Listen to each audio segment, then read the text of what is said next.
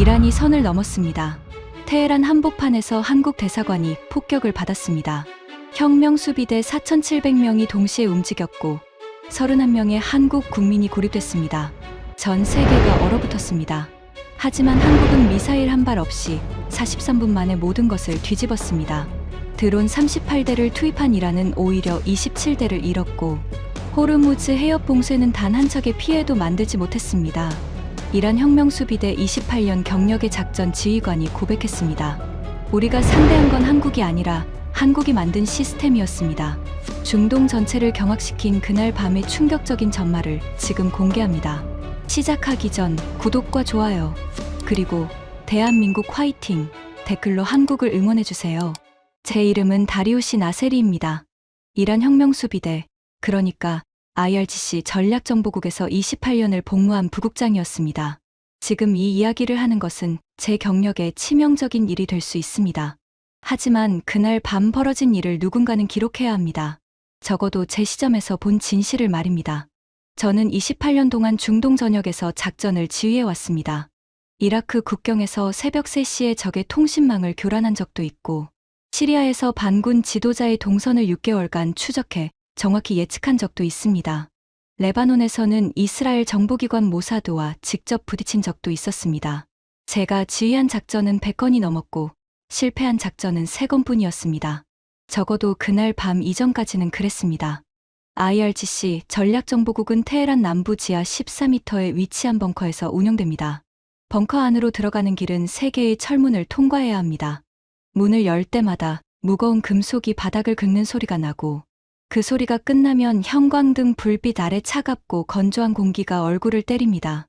환기 시스템이 돌아가는 낮은 우웅거림이 항상 배경에 깔려 있었고, 그 소리에 익숙해지면 그게 바로 당신이 이곳의 사람이 되었다는 뜻이었습니다.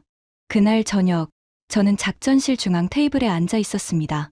테이블 위에는 테헤란 시내 지도가 펼쳐져 있었고, 지도 위에 빨간 원이 하나 그려져 있었습니다. 한국 대사관의 위치였습니다. 제 오른쪽에는 호세인 자에디 대령이 앉아 있었습니다. 해상작전 사령부에서 올라온 자에디는 호르무즈 해협을 자기 앞마당처럼 여기는 사람이었습니다. 키가 크고 어깨가 넓었으며 목소리는 항상 방 안의 다른 모든 소리보다 컸습니다. 그는 자신이 가장 강경한 사람이라는 사실을 자랑스럽게 여겼고 실제로 그랬습니다. 자에디가 지도 위에 빨간 원을 손가락으로 톡톡 두드렸습니다. 부국장님, 솔직히 이건 작전이라고 부르기도 민망합니다. 저는 그를 바라봤습니다. 왜 그렇게 생각하나? 한국이잖습니까? 자에디는 의자 등받이에 몸을 기대며 코웃음을 쳤습니다. 한국 외교관들이 뭘 할 수 있겠습니까? 전화기 들고 미국 대사관에 SOS 치는 게 전부일 겁니다. 걔네 매뉴얼에 그 이상은 없어요. 방 안에 다른 장교 3명이 낮게 웃었습니다. 저도 웃었습니다. 솔직히 말하면 저도 같은 생각이었기 때문입니다. 한국이라는 나라는 제28년 경력에서 단 한 번도 위협으로 분류된 적이 없었습니다. IRGC 위협 등급표에는 모든 국가가 5단계로 분류되어 있습니다. 1등급이 최고 위협, 5등급이 최저 위협입니다. 미국은 당연히 1등급이었습니다. 이스라엘도 1등급이었습니다. 러시아와 중국은 2등급, 영국과 프랑스는 3등급이었습니다. 한국은 5등급이었습니다. 최저 위협, 군사적으로 고려할 필요가 거의 없는 국가. 위협, 등급표에서 한국 옆에 적힌 메모는 이랬습니다. 경제적 이해관계 중심 국가, 독자적 군사행동 능력 제한적, 미국 안보 우산 의존. 저는 그 등급표를 28년 동안 신뢰해왔습니다. 그리고 그날 밤, 그 등급표가 얼마나 심각한 오류였는지 온몸으로 깨닫게 되었습니다. 하지만 그건 나중 이야기입니다. 그 시점에 저는 한국을 이렇게 보고 있었습니다. 중동에서 돈을 벌어가는 장사꾼, 건설 현장에 인력을 보내고 플랜트를 짓고 자동차를 팔고 석유를 사가는 나라, 필요할 때는 거래하고 필요 없을 때는 무시하면 되는 나라, 위협하면 겁을 먹고 압박하면 물러서는 나라. 28년 동안 저는 수십 개 나라의 외교관들이 IRGC의 압박 앞에서 어떻게 반응하는지 지켜봤습니다. 패턴은 항상 같았습니다. 처음에는 항의합니다. 그 다음에는 본국에 보고합니다. 본국에서 회의가 열립니다. 회의에서 결론이 나옵니다. 결론이 현장에 전달됩니다. 그 과정에 보통 2시간에서 4시간이 걸립니다. 그 시간 동안 우리는 원하는 것을 이미 얻습니다. 한국도 그럴 것이라고 확신했습니다. 아니, 한국은 그것보다 더 빠르게 무너질 것이라고 생각했습니다. 제가 한국을 이렇게까지 낮게 평가한 것에는 이유가 있었습니다. 3년 전의 일이었습니다.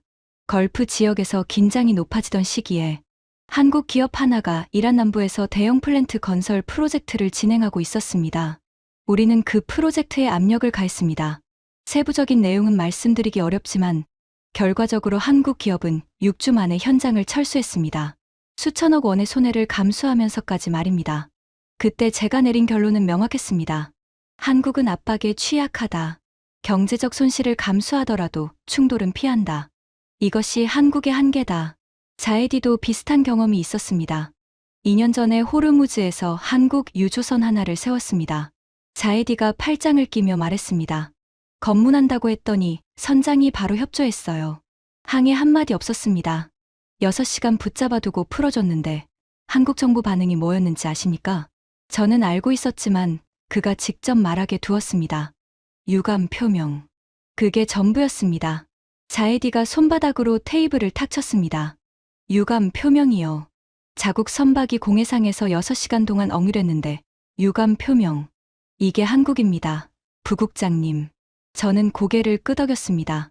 자에디의 말이 정확했기 때문입니다. 적어도 그때까지의 데이터로는 그랬습니다. 하지만 지금 돌이켜보면 저와 자에디는 치명적인 실수를 하고 있었습니다. 우리는 한국의 과거 반응을 보고 미래를 예측하고 있었습니다. 한국이 변하지 않을 것이라고 가정하고 있었습니다. 그리고 정보 분석에서 가장 위험한 것이 바로 이것입니다. 상대가 변했다는 것을 인정하지 않는 것. 하지만 그날 저녁에 저는 그 실수를 알아차리지 못했습니다. 자에디가 자리에서 일어나 벽에 걸린 대형해도 앞으로 갔습니다. 호르무즈 해협이 크게 표시된 해도였습니다.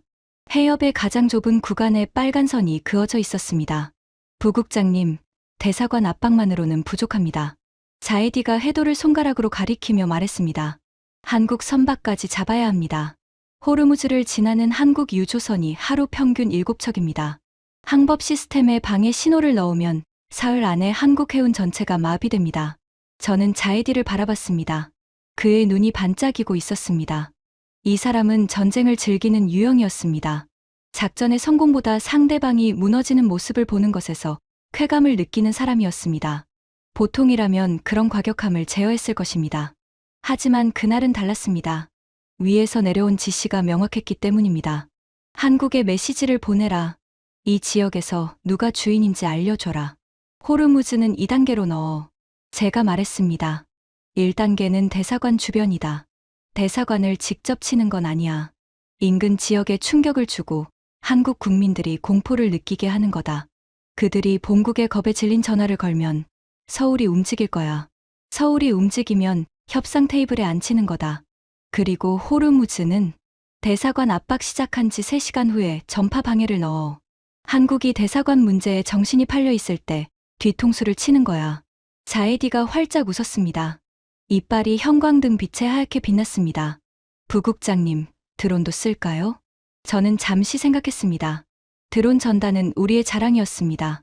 38대의 군용 드론을 동시에 운용할 수 있는 능력은 중동에서 이란만이 가진 것이었습니다. 적어도 우리는 그렇게 믿고 있었습니다. 3단계로 넣어. 대사관, 호르무즈, 드론. 스레 방향에서 동시에 압박하면 한국은 어디부터 손대야 할지 모를 거야.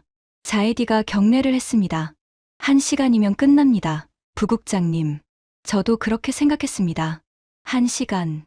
길어야 2시간. 한국 외교관들이 울면서 미국에 전화하고 서울에서 긴급회의가 소집되고 결국 우리 조건을 받아들이는 데까지 2시간이면 충분하다고 계산했습니다. 28년 경력의 오판이었습니다. 작전은 새벽 2시 17분에 시작되었습니다. 저는 작전실 중앙 모니터 앞에 서 있었습니다. 화면에는 테헤란 시내의 위성 영상이 실시간으로 표시되고 있었습니다. 한국 대사관 건물이 화면 중앙에 있었고 그 주변 반경 200m가 노란색으로 표시되어 있었습니다. 작전 구역이었습니다. 자에디는 옆방에서 호르무즈 해상 작전을 지휘하고 있었습니다. 벽 너머로 그의 목소리가 들렸습니다. 부하들에게 전파방해 장비의 최종 점검을 지시하는 소리였습니다. 새벽 2시 17분. 정확히 예정된 시간에 폭발이 일어났습니다. 한국 대사관 건물에서 북동쪽으로 약 180m 지점이었습니다. 대사관을 직접 타격한 것은 아니었습니다. 하지만 그 거리에서의 폭발은 충분한 메시지를 전달했습니다. 우리가 원하면 언제든 할 수 있다는 메시지였습니다. 모니터 화면에 주황빛 섬광이 번졌습니다. 3초 후 짙은 회색 연기가 치솟기 시작했습니다. 건물 사이로 연기가 퍼져나가는 모습이 위성 영상에 그대로 찍혔습니다. 저는 시계를 봤습니다.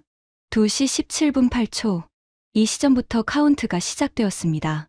경험상 한국 대사관이 본국에 첫 보고를 올리는데 10분에서 15분이 걸릴 것이고, 서울에서 대응 방침이 내려오는데 최소한 시간 30분이 걸릴 것이었습니다. 그 사이 우리는 이미 2단계와 3단계를 시행하게 됩니다. 1단계 성공. 목표 지점 정확히 타격. 작전 요원의 보고가 들어왔습니다. 민간인 사상 없음. 대사관 건물 직접 피해 없음. 주변 유리창 파손 및 도로 일부 파편 확인. 완벽했습니다. 계획한 그대로였습니다. 충분히 가까워서 공포를 주되, 충분히 멀어서 국제적 비난을 피할 수 있는 거리. 이것이 IRGC가 28년 동안 완성한 압박의 기술이었습니다. 저는 모니터 앞에 팔짱을 끼고 서서 한국 대사관의 반응을 기다렸습니다. 통신 감청 시스템이 대사관 주변의 모든 전화 신호를 잡아내고 있었습니다. 한국 대사관이 서울에 긴급 전화를 거는 순간 우리는 그 사실을 알 수 있었습니다. 1분이 지났습니다. 감청 시스템에는 아무런 신호도 잡히지 않았습니다. 예상 가능한 범위였습니다. 폭발 직후에는 혼란 상태일 것입니다. 아직 상황 파악도 못했을 겁니다. 3분이 지났습니다. 여전히 아무런 통신 신호가 없었습니다. 이건 조금 느린 편이었습니다. 보통 3분이면 최소한 한 통의 전화는 나갑니다. 상급자에게 보고하는 전화 또는 인근 경찰에 확인하는 전화. 하지만 한국 대사관에서는 아무런 통신도 나오지 않고 있었습니다. 5분이 지났습니다. 이때 제 안에서 처음으로 뭔가 불편한 감각이 스쳤습니다. 아직 불안은 아니었습니다. 그냥 이상함이었습니다. 경험에 맞지 않는 무언가가 벌어지고 있다는 미세한 신호였습니다. 통신 감청 상태 확인해. 제가 말했습니다. 장비 이상 없습니다. 부국장님. 감청 범위 내 모든 주파수 정상 수신 중입니다. 장비 문제가 아니었습니다. 한국 대사관이 정말로 어디에도 전화를 걸지 않고 있는 것이었습니다. 폭발 후 5분 동안 단 한 통의 전화도, 단 한 건의 긴급 메시지도 나오지 않는 대사관. 28년 동안 이런 반응을 본 적이 없었습니다. 그때 위성 영상을 모니터링하던 요원이 갑자기 목소리를 높였습니다. 부국장님, 이동체 감지됐습니다. 대사관 후문입니다. 차량 이동이 확인됩니다. 저는 모니터에 눈을 가까이 갖다 댔습니다. 위성 영상의 해상도에는 한계가 있었지만 분명히 보였습니다. 한국 대사관 후문에서 차량이 빠져나오고 있었습니다. 차종 확인 가능한가? 대형 차량입니다. 버스로 추정됩니다. 몇 대? 요원이 화면을 확대했습니다. 2초 후 대답이 왔습니다. 3대입니다. 3대. 제 머릿속에서 계산이 시작되었습니다. 한국 대사관에 대형 버스가 3대 있다는 정보는 없었습니다. 그리고 그 버스가 폭발 후 불과 7분 만에 움직이고 있다는 사실은 더더욱 설명이 되지 않았습니다. 7분입니다. 폭발이 일어난 지 겨우 7분 만에 대피용 차량이 움직이고 있었습니다. 서울에 전화를 걸 시간조차 없는 시간입니다. 허가를 받을 시간도 없습니다. 회의를 소집할 시간은 당연히 없습니다. 그런데 버스 3대가 이미 움직이고 있었습니다. 저게 가능합니까? 제 뒤에 서 있던 중령 하나가 혼잣말처럼 물었습니다. 저는 대답하지 않았습니다. 대답할 수가 없었습니다. 가능한지 불가능한지의 문제가 아니었습니다. 실제로 벌어지고 있는 일이었으니까요. 그때 옆방에서 자이디의 목소리가 들렸습니다. 2단계 준비 완료. 전파방에 투입합니까? 저는 원래 계획대로라면 즉시 승인해야 했습니다. 대사관 압박이 시작된 후 3시간 뒤에 호르무즈 전파 방해를 넣을 예정이었지만 한국의 대응이 예상보다 빠른 이상 일정을 앞당겨야 했습니다. 투입해. 제가 명령했습니다. 그리고 도로 차단 시작해. 대사관 주변 반경 500m, 주요 간선도로 3개 전부 막아. 부하가 즉시 명령을 전달했습니다. 10분 안에 테헤란 시내 3개 주요 도로가 차단될 것이었습니다. 저는 다시 모니터를 바라봤습니다. 버스 3대는 이미 대사관에서 상당히 벗어난 위치까지 이동해 있었습니다. 그리고 놀라운 것은 3대가 전부 다른 방향으로 달리고 있다는 것이었습니다. 한 대는 북쪽으로, 한 대는 서쪽으로, 한 대는 남동쪽으로. 완전히 다른 세계의 경로였습니다. 등줄기에 서늘한 감각이 스쳤습니다. 이건 공포에 질린 사람들의 도주가 아니었습니다. 공포에 질린 사람들은 같은 방향으로 도망칩니다. 가장 가까운 출구를 향해 달립니다. 서로 다른 세 방향으로 계획적으로 분산하는 것은 패닉의 행동이 아니었습니다. 훈련된 행동이었습니다. 저는 시계를 다시 봤습니다. 폭발 후 11분. 한국 대사관은 여전히 단 한 통의 전화도 걸지 않았습니다. 하지만 버스 3대는 이미 테헤란 시내를 세 갈래로 가르며 달리고 있었습니다. 그 순간 제 머릿속에서 하나의 질문이 떠올랐습니다. 전화를 걸지 않았다는 것은 허가를 구하지 않았다는 뜻입니다. 허가를 구하지 않았다는 것은 허가가 필요 없었다는 뜻입니다. 허가가 필요 없었다는 것은 이미 결정이 내려져 있었다는 뜻입니다. 폭발이 일어나기 전에 이미 결정이 끝나 있었다. 심장이 한 박자 빠르게 뛰었습니다. 28년 동안 수백 건의 작전을 지휘하면서도 이런 속도의 대응을 본 적이 없었습니다. 미국 대사관도 이렇게 빠르지 않습니다. 이스라엘 대사관도 이 정도는 아닙니다. 하지만 한국이 하고 있었습니다. 5등급 국가, 위협 등급표 최하위, 군사적으로 고려할 필요가 거의 없는 나라. 그 나라가 지금 제 작전의 첫 번째 수를, 제가 미처 두 번째 수를 두기도 전에 이미 무력화하고 있었습니다. 부국장님, 도로 차단 완료까지 4분 남았습니다. 부하의 보고를 들으며 저는 모니터를 바라봤습니다. 버스 3대의 이동 경로가 화면에 실시간으로 그려지고 있었습니다. 세 개의 선이 테헤란 시내를 가르며 점점 멀어지고 있었습니다. 도로 차단이 완료되면 저 버스들도 멈출 것이라고 생각했습니다.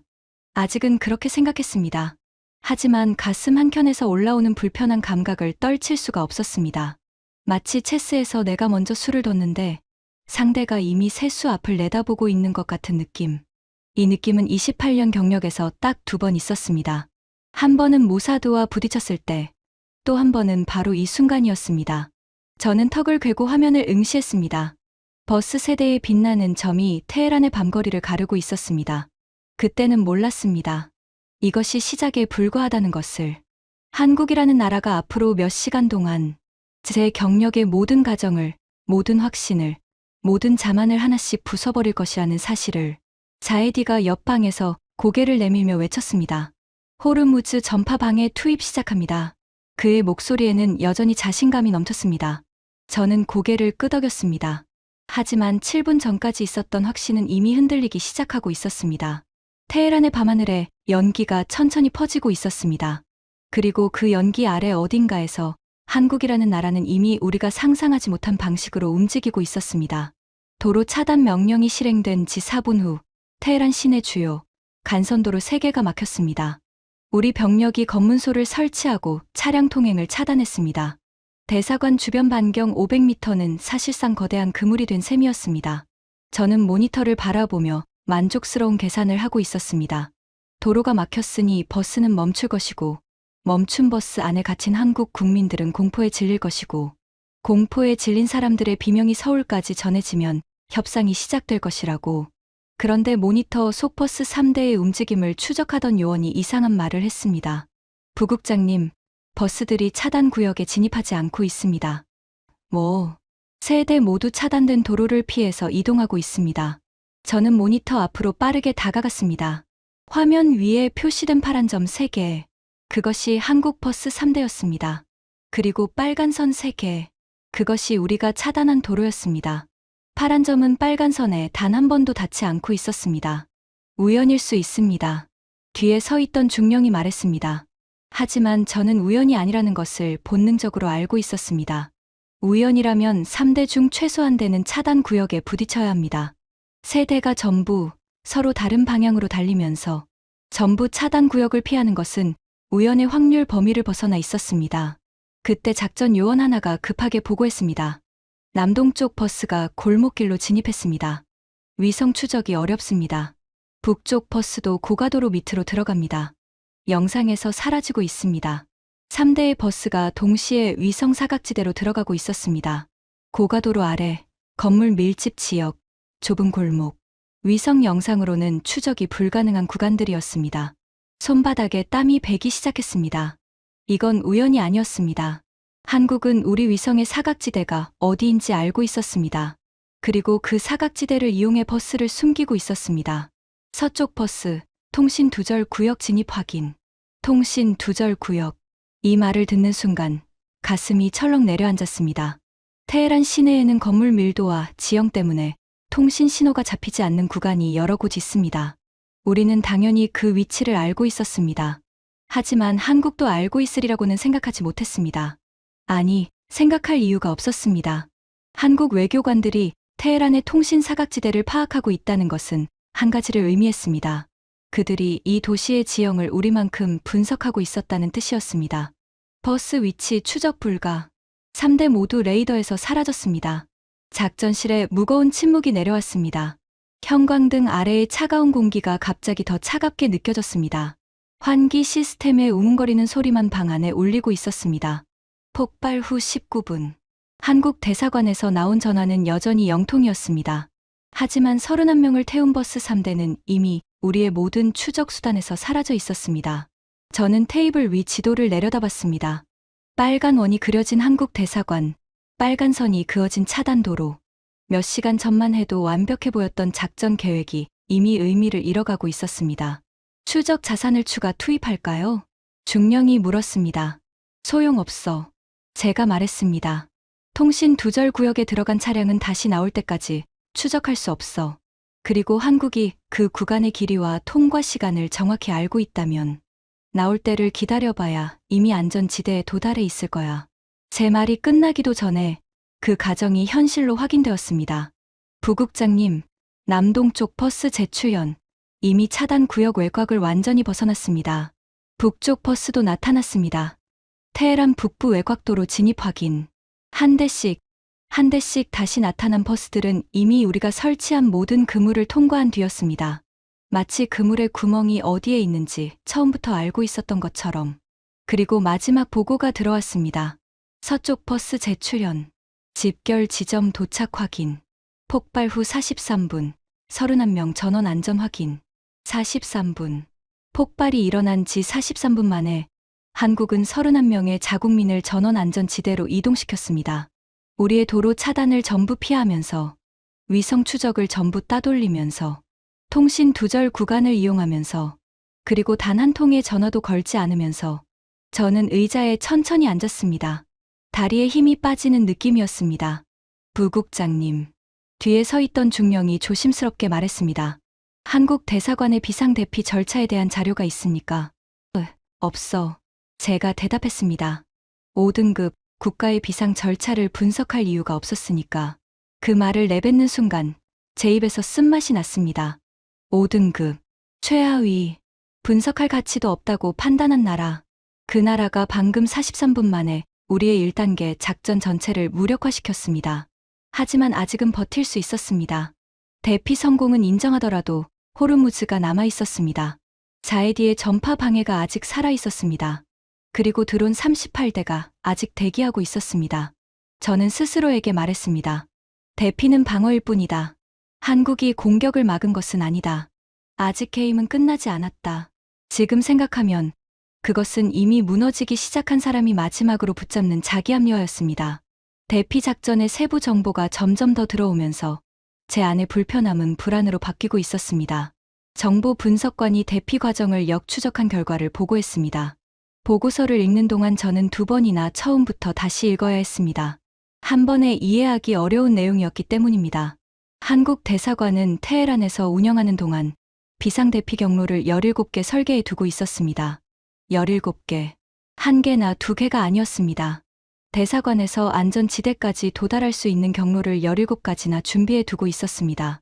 각 경로는 서로 다른 도로, 서로 다른 골목, 서로 다른 교차로를 사용했습니다. 한 경로가 막히면 다음 경로로 즉시 전환할 수 있게 설계되어 있었습니다. 그것만이 아니었습니다. 한국은 이 17개 경로를 설계하면서 각 경로에 대해 다음 정보를 사전에 수집해 두고 있었습니다. 하루 중 시간대별 교통량, 주변 건물의 높이와 밀집도가 위성 감시에 미치는 영향, 통신 신호가 약해지거나 끊기는 구간의 정확한 위치와 길이, 도로 노면 상태, 검문소가 설치될 가능성이 높은 지점. 이 정보를 모으려면 누군가가 직접 그 길을 걸어봐야 합니다. 여러 시간대에 직접 운전해 봐야 합니다. 도시가 평온할 때와 긴장 상태일 때 각각 어떻게 달라지는지도 확인해야 합니다. 한국 외교관들이 그 일을 하고 있었습니다. 평화로운 시기에 아무 일도 일어나지 않을 때 이 모든 것을 미리 준비하고 있었습니다. 저는 보고서를 읽으며 이마를 짚었습니다. 열이 오르는 느낌이었습니다. 우리가 도로를 3개 차단했을 때 한국에게는 아직 14개의 경로가 남아 있었던 것입니다. 3개를 더 막아도 11개가 남습니다. 우리가 테헤란의 모든 간선도로를 차단하더라도 한국은 골목과 이면도로를 조합한 경로로 빠져나갈 수 있었습니다. 처음부터 승산이 없는 게임이었습니다. 부국장님, 정보 분석관이 추가 보고를 올렸습니다. 버스 3대의 인원 배치도 분석했습니다. 31명이 무작위로 나뉜 것이 아닙니다. 무슨 뜻이지? 각 버스에 탑승한 인원이 의료 상태, 이동 능력, 대사관과의 거리에 따라 분류되어 배치된 것으로 보입니다. 가장 빠른 경로에 이동이 불편한 인원을 태우고 가장 복잡하지만 안전한 경로에 의료, 도움이 필요한 인원을 배치한 흔적이 있습니다. 저는 의자 등받이에 머리를 기대고 천장을 올려다봤습니다. 벙커 천장의 콘크리트가 형광등빛을 반사하고 있었습니다. 31명 한 사람 한 사람의 의료 상태와 이동 능력을 파악하고 그에 맞게 버스에 배치하고 각 버스에 최적의 경로를 부여하는 것. 이것은 폭발이 일어난 뒤에 할 수 있는 일이 아닙니다. 폭발이 일어나기 몇 주 전, 아니 몇 달 전부터 준비되어 있어야 가능한 일입니다. 그때 자이디가 옆방에서 들어왔습니다. 대사관건은 됐습니다. 대피했으면 한 거죠. 어차피 호르무즈가 본 게임입니다. 자이디는 대피 실패에 별로 신경 쓰지 않는 표정이었습니다. 그의 눈은 이미 해상 작전에 가 있었습니다. 한국 유조선 7척이 지금 호르무즈를 향하고 있습니다. 전파방에 투입된 지 47분째. 다른 나라 선박들은 이미 항법에 혼란을 겪고 있습니다. 자이디가 씩 웃었습니다. 한국 선박들도 곧 같은 꼴이 될 겁니다. 저는 고개를 끄덕였습니다. 하지만 43분 전의 확신은 이미 없었습니다. 대사관 대피에서 보여준 한국의 준비성이 해상에서도 적용되어 있다면 어떻게 되는 걸까? 그 생각이 머릿속 한켠에서 사라지지 않았습니다. 호르무즈 상황 실시간으로 올려 제가 명령했습니다. 한국 선박 7척의 항로를 전부 추적해. 하나도 놓치지 마. 자이디가 고개를 갸우뚱했습니다. 한국 선박 따위에 이 정도 관심을 쏟는 것이 의아하다는 표정이었습니다. 하지만 저는 이미 알고 있었습니다. 43분 전에 대사관에서 벌어진 일이 호르무즈에서도 반복될 수 있다는 것을. 호르무즈 해협의 전파 방해 작전은 자이디의 자신작이었습니다. 자이디가 설계한 방식은 단순한 전파 방해가 아니었습니다. 민간 선박이 사용하는 항법 위성 데이터 안에 오류 신호를 삽입하는 방식이었습니다. 겉으로 보면 정상적인 항법 데이터처럼 보이지만 실제로는 좌표가 조금씩 틀어져 있었습니다. 선박이 그 데이터를 믿고 항해하면 자신도 모르게 위험한 해역으로 들어가게 됩니다. 이 방식의 가장 교활한 점은 선박이 자신이 속고 있다는 사실을 알아차리기 어렵다는 것이었습니다. 데이터가 갑자기 사라지는 것이 아니라 정상적으로 보이는 데이터가 조금씩 거짓말을 하는 것이기 때문입니다. 자이디는 이 방식으로 3년간 호르무즈를 지나는 선박들을 압박해왔습니다. 성공률은 높았습니다. 전파 방해가 투입된 지 2시간이 지났습니다.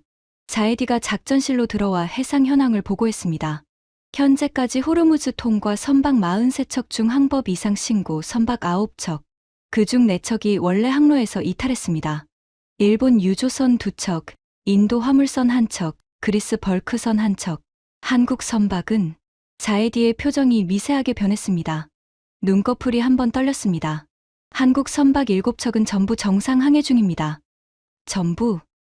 네. 7척 전부 항법 이상 신고가 없습니다. 저는 자이디를 똑바로 바라봤습니다. 전파 방해가 한국 선박에 도달하지 않은 건가? 아닙니다. 같은 해역을 지나고 있기 때문에 같은 방해 신호에 노출되어 있습니다. 그런데 영향을 받지 않고 있습니다. 방 안의 공기가 무거워졌습니다. 같은 바다, 같은 전파 방해, 같은 조건. 일본 선박은 항로를 이탈하고 인도 선박은 혼란에 빠지고 그리스 선박은 표류하고 있는데 한국 선박 7척만 아무 영향 없이 지나가고 있었습니다. 설명이 됩니까? 제가 물었습니다. 자이디는 대답하지 못했습니다. 처음 보는 모습이었습니다. 호르무즈를 자기 앞마당이라고 자랑하던 사람이 자기 앞마당에서 벌어지는 일을 설명하지 못하고 있었습니다. 해상정보 분석관을 불러 제가 명령했습니다. 20분 후 해상정보 분석관이 초기 분석 결과를 가지고 왔습니다. 그리고 그 분석 결과는 저를 두 번째로 의자에 주저앉게 만들었습니다. 한국 선박들이 원래 예정된 항로와 다른 경로로 이동하고 있습니다. 언제부터? 전파 방해가 투입되기 약 4시간 전부터입니다. 4시간 전. 우리가 전파 방해를 시작하기 4시간 전에 한국 선박들은 이미 항로를 변경하고 있었습니다. 그게 가능합니까? 자에디가 물었습니다. 그의 목소리에서 처음으로 자신감이 사라져 있었습니다. 한국이 우리의 전파 방해 패턴을 예측한 것으로 보입니다. 분석관이 말했습니다. 예측. 어떻게? 아직 정확한 방법은 확인하지 못했습니다. 하지만 우리가 과거 3년간 사용한 전파 방해 데이터를 분석하면 일정한 패턴이 있습니다. 어떤 해역에서 어떤 시간대에 어떤 순서로 방해 신호를 삽입하는지 충분한 데이터가 축적되면 수학적으로 다음 공격 지점을 예측할 수 있습니다. 자에디의 얼굴이 붉어졌습니다. 이 말은 그의 자존심의 직격탄이었습니다. 자기가 3년 동안 교활하다고 자랑해온 전파 방해 방식이 한국에게는 이미 예측 가능한 패턴에 불과했다는 뜻이었기 때문입니다. 개소리입니다. 자에디가 목소리를 높였습니다. 우리 방해 신호는 매번 주파수와 시간대를 바꿉니다. 패턴이 있을 수 없어요. 분석관이 차분하게 대답했습니다. 주파수와 시간대는 바뀌지만 위성궤도 데이터와 결합하면 삽입 지점의 범위가 좁혀집니다. 그리고 선박 추적 기록과 교차하면 다음 공격 해역을 높은 확률로 특정할 수 있습니다. 수학적으로 가능합니다. 누가 그런 분석을 합니까? 한국 국방부 소속으로 추정됩니다. 정확한 부서는 아직 파악하지 못했습니다. 저는 분석관의 보고를 들으며 테헤란 대사관 대피를 떠올렸습니다. 17개 경로, 통신 두절 구간 계산, 인원별 맞춤 배치, 그리고 지금 호르무즈에서는 전파 방해 패턴 예측과 사전 항로 변경, 같은 구조였습니다. 위기가 오기 전에 이미 모든 것을 계산해두는 구조. 도구만 달랐을 뿐 머리는 같았습니다. 우회 경로는 몇 개입니까? 제가 물었습니다. 분석관이 잠시 화면을 확인했습니다. 한국 선박들이 사용하고 있는 대체 경로가 3개 확인됩니다. 첫 번째 경로가 막히면 두 번째가 막히면 세 번째로 전환하는 구조입니다. 3개의 대체 경로. 테헤란에서 버스 3대가 3개의 다른 경로로 나뉜 것과 같은 숫자였습니다. 자에디가 주먹으로 벽을 쳤습니다. 벙커 벽에 둔탁한 소리가 울렸습니다. 방해 강도를 올리십시오. 자에디가 이를 악물며 말했습니다. 현재 출력의 3배로 올리면 어떤 선박이든 영향을 받을 겁니다. 안 돼. 제가 제지했습니다. 출력을 3배로 올리면 미국 함대의 탐지 범위에 들어가. 그러면 이건 한국과의 문제가 아니라 미국과의 문제가 돼. 자에디의 얼굴에 분노가 스쳤습니다. 하지만 그는 제 말이 옳다는 것을 알고 있었습니다. 미국 오함대가 바레인에 주둔하고 있었습니다. 호르무즈에서 대놓고 강한 전파 방해를 쓰면 미국이 직접 개입할 수 있었습니다. 한국은 그것도 알고 있었을 것입니다. 우리가 출력을 올릴 수 없다는 것, 미국 때문에 한계가 있다는 것, 그 한계 안에서 한국은 이미 안전한 경로를 확보해 놓은 것입니다. 분석관이 최종 수치를 보고했습니다. 전파 방해 작전 개시 이후 현재까지 전체 선박 항법 이상 발생률 23%, 한국 선박 항법 이상 발생률 0%, 0%, 23%대 0%, 같은 바다에서 같은 공격을 받으면서 한국만 피해율 0%. 자에디는 아무 말도 하지 않았습니다. 그가 자리에 앉아 두 손으로 얼굴을 문지르는 모습이 보였습니다. 호르무즈를 자기 앞마당이라고 부르던 사람이 자기 앞마당에서 한국에게 완벽하게 무력화당한 순간이었습니다. 하지만 자에디에게는 아직 마지막 카드가 남아 있었습니다. 드론 38대. 그리고 그 카드마저 산산조각이 나기까지는 몇 시간이 걸리지 않았습니다. 자에디가 드론 투입을 건의한 것은 호르무즈 전파 방해 실패가 확인된 직후였습니다. 부국장님, 드론을 올려야 합니다. 자에디의 목소리에는 조급함이 묻어 있었습니다. 대사관 대피에서 밀리고 호르무즈에서 밀린 상태에서 그에게 남은 자존심은 드론뿐이었습니다. 38대 전부 올리겠습니다. 걸프 상공에서 초계 비행을 실시하면서 한국 선박에 근접 비행을 합니다. 물리적으로 위협하는 겁니다. 한국 선박 선장들이 공포를 느끼면 항해를 중단할 겁니다. 저는 잠시 생각했습니다. 대사관 대피와 호르무즈 전파 방해에서 연속으로 무력화당한 상태에서 드론이라도 성공시켜야 했습니다. 위에 보고할 내용이 필요했습니다. 전부 실패했다고 보고하는 것은 28년 경력에서 처음 있는 일이 될 것이었고, 그것은 제 자리를 위협할 수 있었습니다. 올려. 제가 승인했습니다. 하지만 직접 공격은 안 돼. 초계 비행과 근접 위협만. 자에디가 고개를 끄덕이고 즉시 옆방으로 갔습니다. 30초 후 그의 목소리가 들렸습니다. 전 드론 발진, 38대 동시 이륙. 모니터 화면에 38개의 초록색 점이 나타났습니다. 이란 남부 해안기지에서 동시에 이륙한 드론들이 걸프를 향해 흩어지기 시작했습니다.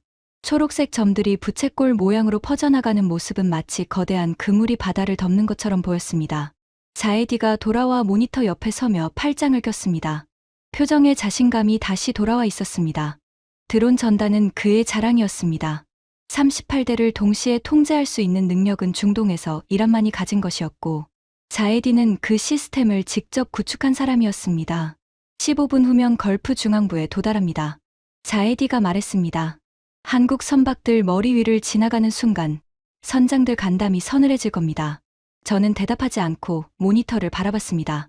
38개의 초록색 점이 순서대로 바다 위를 가르고 있었습니다. 움직임은 정확했습니다. 지상 통제소의 신호를 받아 일정한 간격과 고도를 유지하며 비행하고 있었습니다. 발진 후 11분이 지났을 때 첫 번째 이상이 감지되었습니다. 7번 드론 항로 이탈. 관제 요원의 목소리가 들렸습니다. 자에디가 고개를 돌렸습니다. 이탈 각도 3도입니다. 미세합니다. 자에디가 코를 훌쩍였습니다. 바람 영향이겠지. 자동 보정될 거야. 실제로 드론의 미세한 항로 이탈은 드문 일이 아니었습니다. 바람이나 기류의 영향으로 몇 도 정도 벗어나는 것은 정상 범위 안에 있었고, 항법 시스템이 자동으로 보정하는 것이 일반적이었습니다. 하지만 30초 후 7번 드론의 이탈 각도는 3도에서 7도로 커졌습니다. 그리고 자동 보정이 작동하지 않았습니다. 7번 드론 이탈 각도 증가 중. 현재 7도. 자동 보정 반응 없음. 자에디가 모니터 앞으로 다가갔습니다. 수동 보정 시도해. 시도 중입니다. 반응 없습니다. 7번 드론이 제어 신호에 반응하지 않고 있습니다. 자에디의 표정이 굳었습니다. 드론이 제어 신호에 반응하지 않는다는 것은 심각한 문제였습니다. 통신이 끊긴 것인지, 장비가 고장난 것인지, 아니면 다른 무언가가 일어나고 있는 것인지. 그리고 1분 후 7번 드론의 초록색 점이 화면에서 사라졌습니다. 7번 드론 추락 확인. 작전실에 짧은 침묵이 흘렀습니다. 드론 1대의 추락은 심각한 문제가 아닙니다. 기계는 고장날 수 있습니다. 부품이 노후되거나 소프트웨어 오류가 발생할 수 있습니다. 38대 중 1대의 손실은 통계적으로 허용 가능한 범위였습니다. 자에디도 같은 생각이었던 것 같습니다. 교체기 투입해. 그가 담담하게 말했습니다. 하지만 문제는 거기서 끝나지 않았습니다. 7번 드론이 추락한 지 23분 후 15번 드론에서 같은 증상이 나타났습니다. 미세한 항로 이탈, 이탈 각도 증가, 자동 보정 실패, 수동 보정 불능, 그리고 추락. 15번 드론 추락 확인. 자에디의 눈이 가늘어졌습니다. 위치가 어디야? 7번 추락 지점에서 북서쪽 140km 지점입니다. 위치가 달랐습니다. 같은 장소에서 같은 문제가 발생한 것이 아니었습니다. 서로 떨어진 두 지점에서 서로 다른 드론이 완전히 같은 패턴으로 추락한 것이었습니다. 저는 그 순간 테헤란 대사관의 일을 떠올렸습니다. 서로 다른 장소, 서로 다른 시간, 하지만 같은 구조. 17개의 경로의 설계, 3개의 대체 항로, 그리고 지금 같은 패턴의 드론 추락. 자에디. 제가 말했습니다.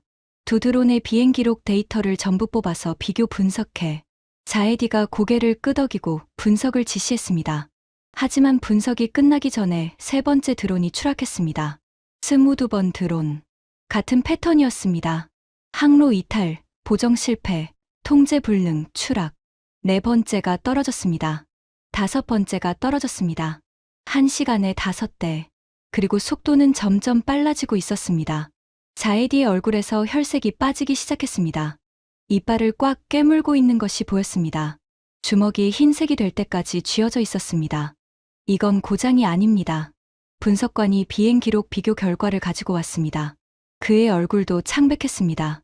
모든 추락 드론의 비행 기록에서 공통된 패턴이 발견되었습니다. 추락 전 마지막 3분간 항법 데이터에 미세한 오류가 누적되고 있었습니다. 오류, 좌표 데이터입니다. 지상 통제소에서 드론으로 전송되는 좌표에 아주 작은 오차가 삽입되어 있습니다. 한 번에 알아차릴 수 없을 만큼 작은 오차입니다. 하지만 시간이 지나면서 오차가 누적되면 드론의 내부 항법 시스템과 외부에서 받는 좌표 사이에 충돌이 발생합니다. 충돌하면 시스템이 어느 좌표를 믿어야 할지 판단하지 못합니다. 그 순간 드론은 방향을 잃습니다. 자에디가 벌떡 일어났습니다. 의자가 뒤로 밀려나며 바닥에 긁히는 소리가 났습니다. 누가 하고 있는 거야? 미국이야? 이스라엘이야? 분석관이 고개를 저었습니다. 신호의 출처를 추적했습니다. 미국이나 이스라엘의 전자전 주파수 패턴과 일치하지 않습니다. 그럼 어디야? 분석관이 잠시 머뭇거렸습니다. 그리고 말했습니다. 한국으로 추정됩니다. 자에디의 표정이 얼어붙었습니다. 그가 분석관을 쏘아보는 눈빛에 분노와 불신이 동시에 담겨 있었습니다. 한국이 우리 드론 통제 신호에 침투했다고? 침투라기보다 개입입니다. 통제 신호 자체를 차단하거나 방해한 것이 아닙니다. 통제 신호 안에 미세한 오류를 삽입한 것입니다. 드론은 여전히 통제 신호를 받고 있다고 믿고 있습니다. 하지만 그 신호 안에 독이 들어있는 겁니다. 독, 비유입니다. 드론을 멈추라고 명령한 것이 아닙니다. 드론에게 계속 거짓 좌표를 알려주고 있는 겁니다.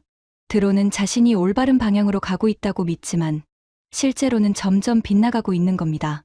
그리고 마지막에 시스템이 그 모순을 해결하지 못하면서 추락합니다. 방 안이 조용해졌습니다. 이 방식의 가장 무서운 점이 뭔지 아십니까? 드론이 공격받고 있다는 사실을 모른다는 것입니다. 미사일이 날아오면 알 수 있습니다. 전파 방해가 걸리면 통신이 끊기니까 알 수 있습니다. 하지만 정상적인 데이터 속에 숨어 있는 미세한 오류는 느낄 수 없습니다.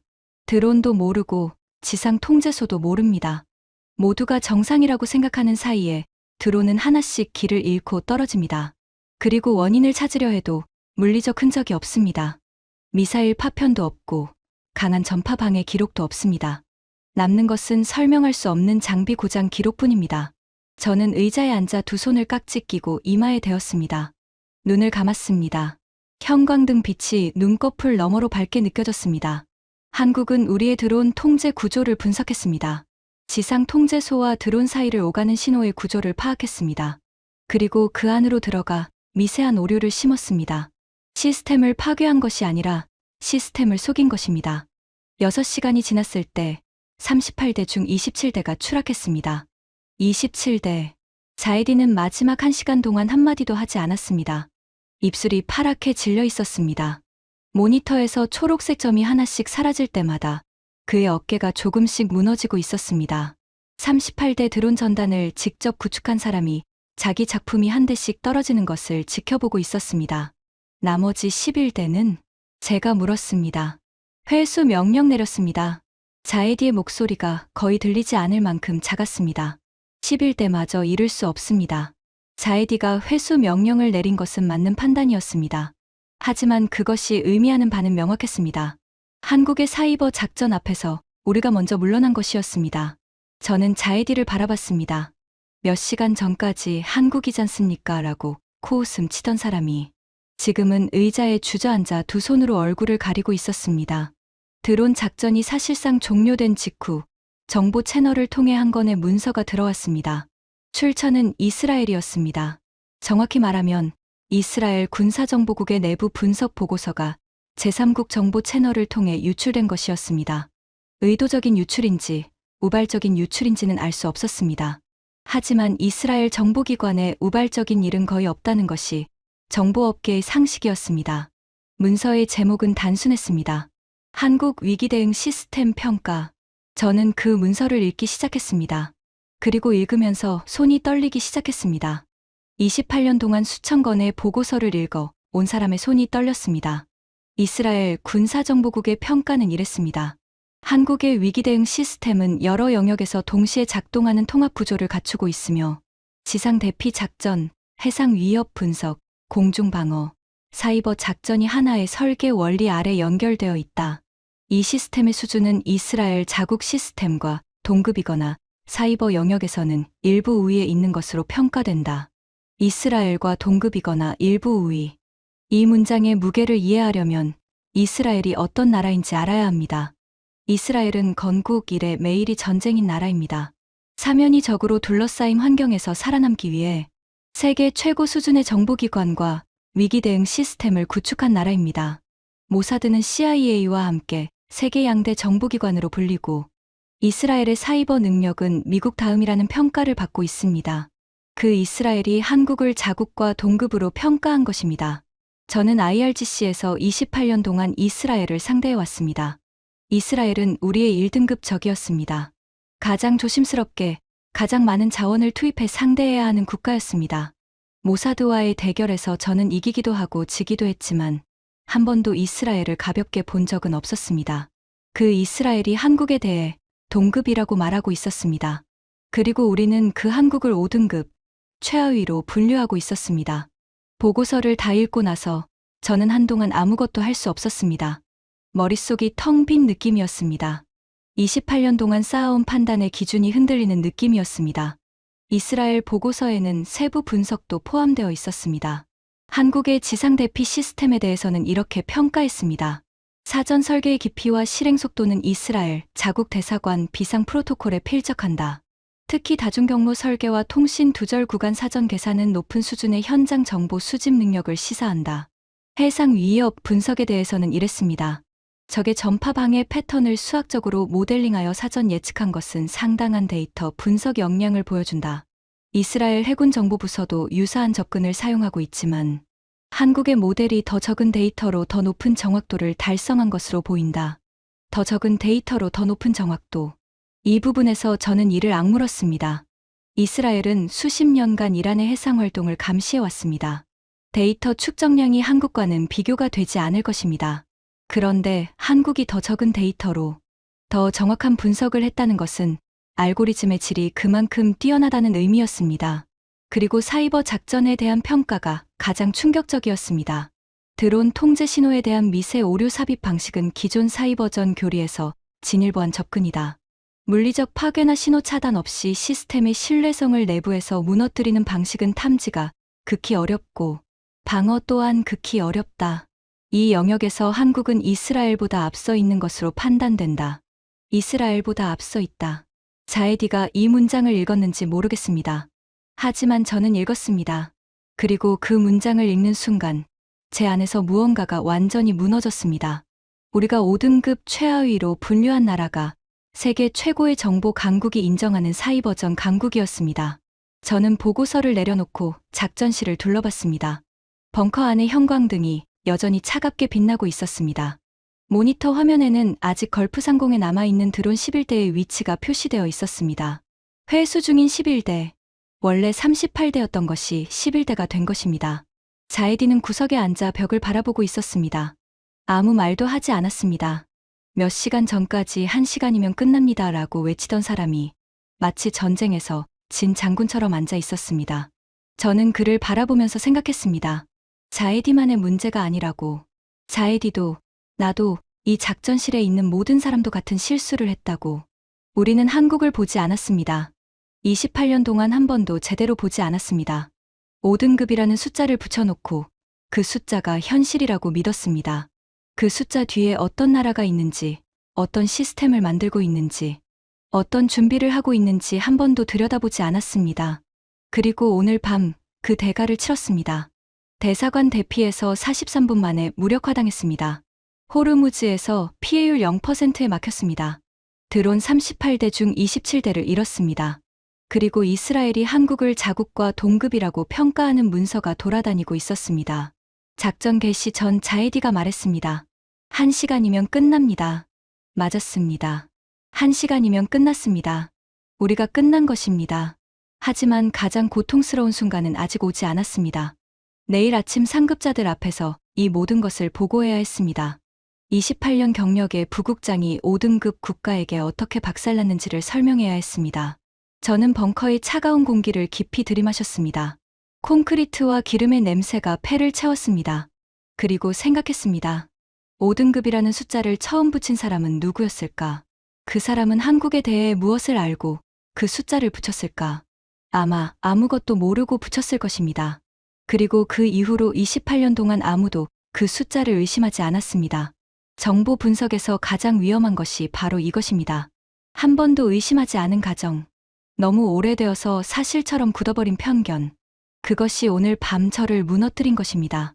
한국이 무너뜨린 것이 아닙니다. 한국에 대한 저의 무지가 저를 무너뜨린 것입니다. 밤이 깊어가고 있었습니다. 하지만 이 밤은 아직 끝나지 않았습니다. 가장 긴 밤은 항상 새벽이 오기 직전에 가장 어두운 법이니까요. 다음 날 아침, 저는 28년 경력에서 가장 길게 느껴지는 복도를 걸었습니다. 벙커 지하 3층. IRGC 최고사령부 회의실로 향하는 복도는 80m밖에 되지 않았지만 제 발걸음은 마치 모래 위를 걷는 것처럼 무거웠습니다. 구두 바닥이 콘크리트 바닥에 부딪히는 소리가 텅 빈 복도에 메아리쳤습니다. 한 발짝마다 어젯밤의 숫자들이 머릿속에서 반복되었습니다. 43분, 0%, 27대, 이스라엘 동급. 오른손에 들린 보고서 파일이 벽돌처럼 무거웠습니다. 회의실 문 앞에 자이디가 서 있었습니다. 어젯밤과는 완전히 다른 사람처럼 보였습니다. 호르무즈의 제왕이라는 별명이 무색하게 눈 아래 짙은 그림자가 내려앉아 있었고 얼굴은 하룻밤 사이에 5년은 늙어 보였습니다. 밤새 한숨도 못 잔 것이 분명했습니다. 우리는 눈이 마주쳤지만 아무 말도 하지 않았습니다. 말이 필요 없었습니다. 두 사람 다 같은 것을 알고 있었습니다. 지금부터 이 문 안에서 벌어질 일이 우리 경력의 전환점이 될 것이라는 사실을. 문이 열렸습니다. 회의실 안에는 이미 9명이 앉아 있었습니다. IRGC 최고사령부의 핵심 인물들이었습니다. 가장 안쪽 의자에 앉은 사람은 아바스 모라디 소장이었습니다. 전략정보국 국장이자 제 직속 상관이었습니다. 60대 초반의 노련한 군인으로 표정에서 감정을 읽는 것이 거의 불가능한 사람이었습니다. 그가 화를 낼 때도 목소리는 변하지 않았습니다. 그래서 더 무서운 사람이었습니다. 모라디 소장이 저를 바라봤습니다. 눈빛이 차가웠습니다. 보고하라. 단 2마디였습니다. 저는 보고서 파일을 펼치고 말을 시작했습니다. 목소리가 떨리지 않게 하려고 의식적으로 노력했습니다. 작전명 사막의 손, 개시 시각 새벽 2시 17분. 저는 1단계부터 차례로 보고했습니다. 1단계, 대사관 주변 타격. 타격 자체는 계획대로 실행되었습니다. 하지만 후속 효과가 예상과 완전히 달랐습니다. 한국 대사관은 폭발 후 단 한 통의 전화도 본국에 걸지 않았습니다. 그 대신 7분 만에 사전 배치된 차량 3대로 31명 전원을 대피시켰습니다. 대피 완료까지 소요 시간 43분. 우리의 도로 차단을 전부 회피했으며 위성 추적도 따돌렸습니다. 회의실에 미세한 웅성거림이 일었습니다. 2단계, 호르무즈 해협 전파 방해. 투입 후 같은 해역의 타국 선박 항법 이상 발생률 23%, 한국 선박 항법 이상 발생률 0%. 한국은 전파 방해 투입 4시간 전에 이미 항로를 변경한 것으로 확인되었습니다. 우리의 공격 패턴을 수학적으로 예측한 것으로 분석됩니다. 웅성거림이 커졌습니다. 누군가가 테이블 위에서 펜을 떨어뜨리는 소리가 났습니다. 3단계, 드론 작전. 38대 투입, 27대 추락. 추락률 71%. 원인은 드론 통제 신호에 삽입된 미세 좌표 오류.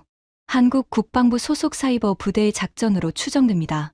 물리적 요격이 아닌 데이터 수준의 개입으로 시스템 자체의 신뢰성을 무너뜨린 방식입니다. 회의실이 완전히 조용해졌습니다. 9명의 장성과 고위 장교들이 전부 저를 바라보고 있었습니다. 모라디 소장이 천천히 입을 열었습니다. 요약하면 내게 전선에서 전부 실패했다는 뜻인가? 그렇습니다. 저는 대답했습니다. 그 2글자를 내뱉는데 온 힘이 들었습니다. 상대는 대한민국입니다. 모라디 소장의 표정이 미세하게 변했습니다. 눈썹 하나가 살짝 올라갔습니다. 이 사람에게서 이 정도의 표정 변화는 다른 사람이 벌떡 일어나 소리치는 것과 같은 수준이었습니다. 한국의 위협 등급이 몇이지? 5등급입니다. 최하위. 회의실에 무거운 침묵이 내려앉았습니다. 콘크리트 벽 너머로 환기 시스템이 돌아가는 소리만 들렸습니다. 모라디 소장이 테이블 위에 보고서를 집어들었습니다. 한 장 한 장 넘기며 읽기 시작했습니다. 방 안에 9명 모두 소장이 읽는 것을 지켜보며 기다렸습니다. 아무도 먼저 말을 꺼내지 못했습니다. 5분이 지났습니다. 소장이 보고서를 내려놓았습니다. 이스라엘 보고서도 확인했나? 그렇습니다. 이스라엘이 한국을 자국과 동급으로 평가한다. 사이버 영역에서는 한국이 우위라는 평가입니다. 소장이 잠시 창을 바라봤습니다. 지하 벙커에는 창이 없었습니다. 하지만 그는 벽의 한 지점을 응시하고 있었습니다. 생각을 정리하는 습관이었습니다. 그리고 소장이 말했습니다.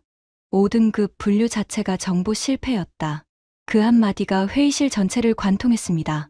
최고사령부의 국장이 공식 회의석상에서 자체 정보 시스템의 실패를 인정한 것입니다. 28년 동안 이런 발언을 들은 적이 없었습니다.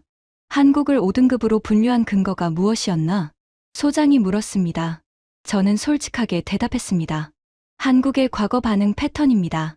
이전 압박 사례에서 한국이 충돌을 회피한 기록을 근거로 분류했습니다.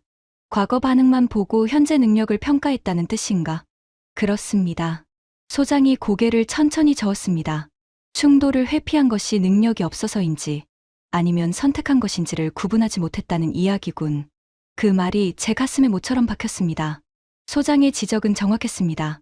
한국이 과거에 충돌을 피한 것은 능력이 없어서가 아니었습니다. 충돌을 피하면서 동시에 이런 시스템을 구축하고 있었던 것입니다. 조용히, 아무도 모르게 수년에 걸쳐 우리는 한국의 침묵을 약함으로 읽었습니다. 하지만 그 침묵은 약함이 아니었습니다. 준비였습니다. 소장이 회의실 전체를 둘러봤습니다. 한국의 위협 등급을 재평가한다. 즉시 시행. 그리고 소장은 제가 28년 동안 한 번도 들어보지 못한 말을 덧붙였습니다. 앞으로 한국 관련 작전은 이스라엘급 사전 분석을 거쳐야 한다. 이스라엘급 사전 분석. 이것은 IRGC 내부에서 가장 높은 수준의 작전 준비를 의미합니다. 1등급 적국에 대해서만 적용되는 절차입니다.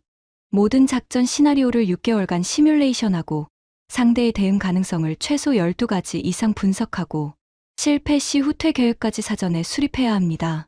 어젯밤까지 5등급이었던 한국이 하룻밤 만에 이스라엘급으로 격상된 것입니다. 그때 자이디가 움직였습니다. 자이디는 회의가 시작된 이후 한마디도 하지 않았습니다. 보고는 제가 했고 질문은 소장이 했고 자이디는 구석에 앉아 고개를 숙이고 있었습니다. 호르무즈의 제왕이 유령처럼 앉아 있었습니다.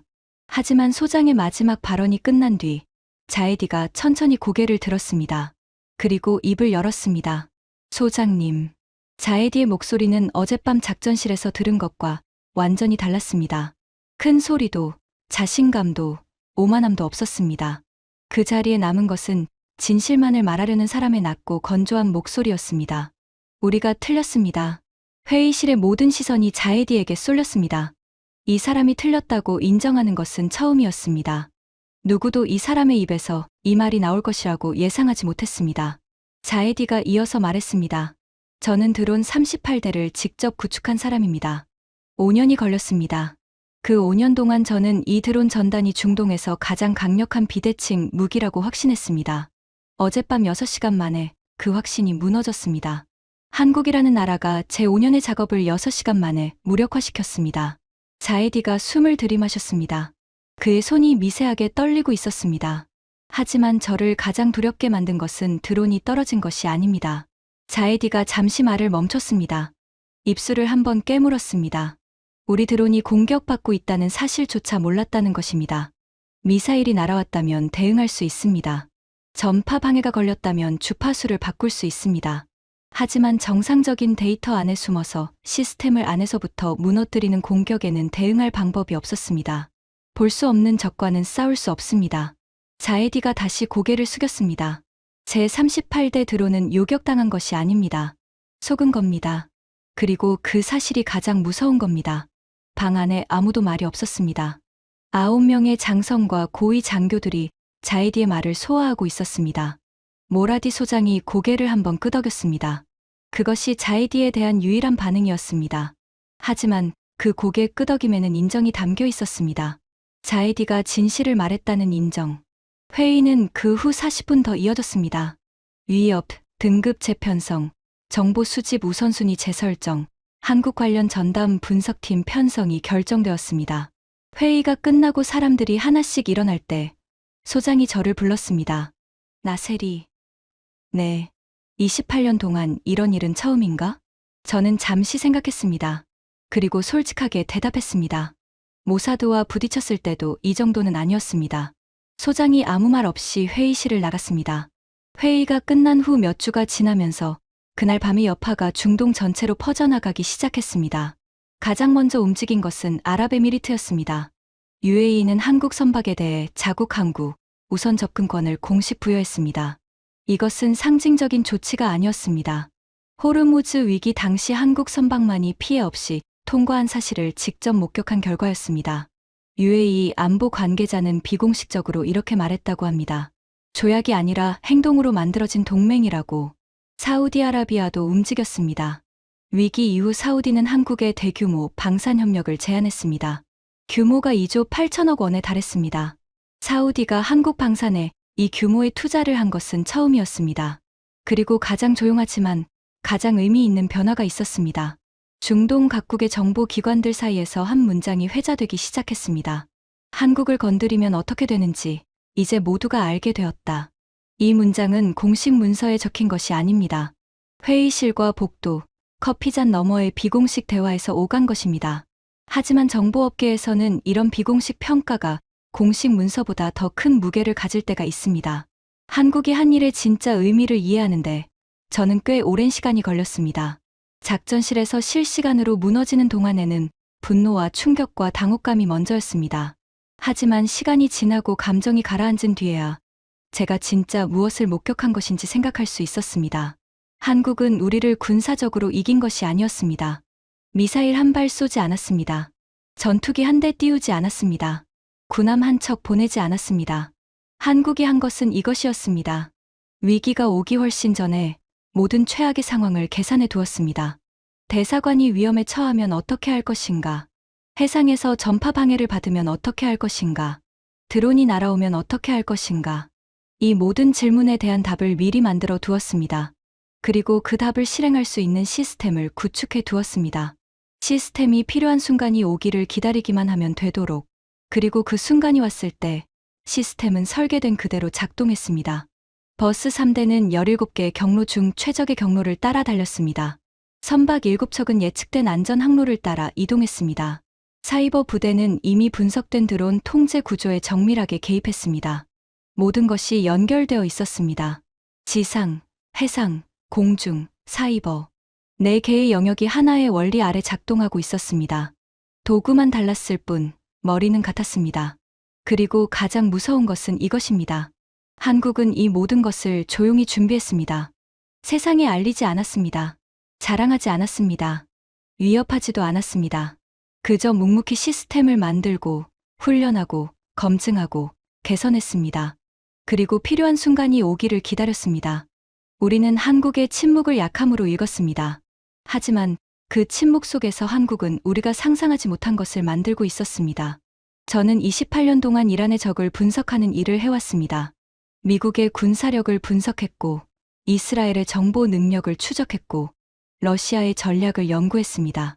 그 28년의 경력에서 제가 배운 가장 큰 교훈은 언제나 같았습니다. 보이는 것만 보면 진다. 한국은 보이지 않는 곳에서 싸움을 끝내는 나라였습니다. 폭발이 일어나기 전에 대피를 끝내고, 전파 방해가 시작되기 전에 항로를 바꾸고, 드론이 도착하기 전에 드론의 눈을 멀게 만드는 나라였습니다. 그리고 그 모든 것을 끝낸 뒤에도 한마디 하지 않는 나라였습니다. 제가 두려워하게 된 것은 한국의 무기가 아닙니다. 한국의 시스템입니다. 무기는 파괴할 수 있습니다. 하지만 시스템은 파괴하기 어렵습니다. 시스템은 사람들의 머릿속에 있기 때문입니다. 훈련 속에, 습관 속에, 문화 속에 있기 때문입니다. 한국이 이 시스템을 만드는데 얼마나 걸렸는지 정확히 알 수 없습니다. 하지만 한 가지는 확실합니다. 하룻밤에 만들어진 것이 아니라는 것. 수년, 어쩌면 수십 년에 걸쳐 만들어진 것이라는 것. 그리고 그 시간 동안 한국은 세상에 아무 말도 하지 않았습니다. 그것이 진짜 강한 나라의 방식인지도 모릅니다. 가장 크게 소리치는 나라가 가장 강한 나라가 아닙니다. 가장 조용히 준비하는 나라가 가장 강한 나라일 수 있습니다. 그날 밤 이후 저는 매일 아침 작전실에 출근할 때마다 위협 등급표를 바라봅니다. 한국 옆에 적혀 있던 5등급은 이미 지워졌습니다. 새로운 등급이 적혀 있습니다. 그리고 그 등급 옆에 제가 직접 적어 넣은 메모가 하나 있습니다. 다시는 이 나라를 과소평가하지 마라. 지금까지 일한 혁명수비대 작전 지휘관이 고백한 그날 밤의 충격적인 이야기였습니다. 대한민국의 저력이 더 많은 분들께 전해질 수 있도록 이 이야기를 널리 공유해 주세요. 여러분의 응원이 대한민국을 더 강하게 만듭니다. 구독과 좋아요도 부탁드립니다. 지금까지 감동테라였습니다. 감사합니다.